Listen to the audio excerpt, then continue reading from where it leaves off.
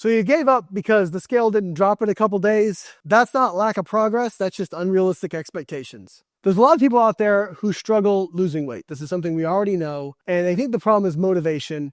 And really the problem is lack of follow through. Unfortunately, we live in a society where if I'm hungry, I can DoorDash something to my house in 20 minutes. I can get things done very quickly. Unfortunately, when it comes to changing our bodies, it's still pretty slow. We're still dealing with the human system, which has been formed through evolution over the course of a few million years. So you can be in a rush, but guess what?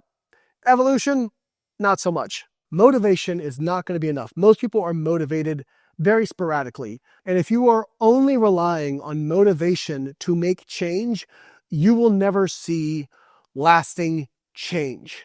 What you have to rely on is, regardless of how you feel, you show up and you do the things you need to do each day in order to get to where you want to get to. It becomes an identity issue, not a motivation issue. You don't go work out or exercise because you're motivated. You do it because I am someone who trains. I am someone who takes care of my body.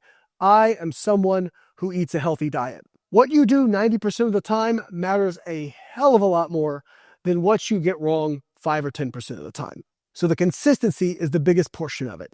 But I will tell you that many people get discouraged by weight fluctuations, and they really don't understand that day-to-day changes in body weight are far more dictated by fluid dynamics than they are actual changes in body mass. You really need to look at how changes happen over the course of weeks and months, and that tells you about what's happening with body mass. And a lot of people don't even realize that, hey, you weigh less in the morning versus at night.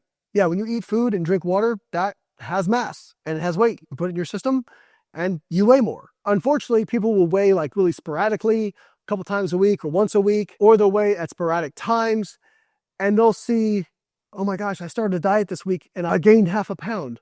No, you weighed in sporadically in the afternoon when the previous week you weighed in the morning, after a day where you'd ate a little bit more or had more salt or who knows, or drank more water or whatever it is, and your body weight was up. What you may not realize, and what likely is happening if you were really in a calorie deficit, is that your average body weight is probably going down. You were losing weight. You just happened to weigh in on a day where you weighed in high. And so that's why our app, Carbon Diet Coach, if you weigh in every day, is going to integrate all those weights in, look at the overall arc of your progress, rather than just responding to random fluctuations. And so the more you weigh in terms of weighing in once per day, preferably right after you wake up and go to the bathroom, the more data it has, the more accurate the recommendations. And as somebody who has weighed in most mornings for the last, 10, 15 years, I can tell you that even weighing in the same time every single morning, my body weight will fluctuate up to 1 or 2% per day. I might weigh in 3 pounds more tomorrow. That is very, very normal. Once again, that's why it's important to look at the average arc of what your body weight's doing. And don't let day-to-day fluctuations discourage you. Continue doing the things you need to do to get to your goal. Because I promise you, if you are eating in a calorie deficit, if you're tracking your food, if you are being consistent, and fat loss is your goal, you will achieve it. If you're interested in Carbon Diet Coach, make sure to follow them at Carbon Diet Coach, and you can hit the link in my bio to download and subscribe today.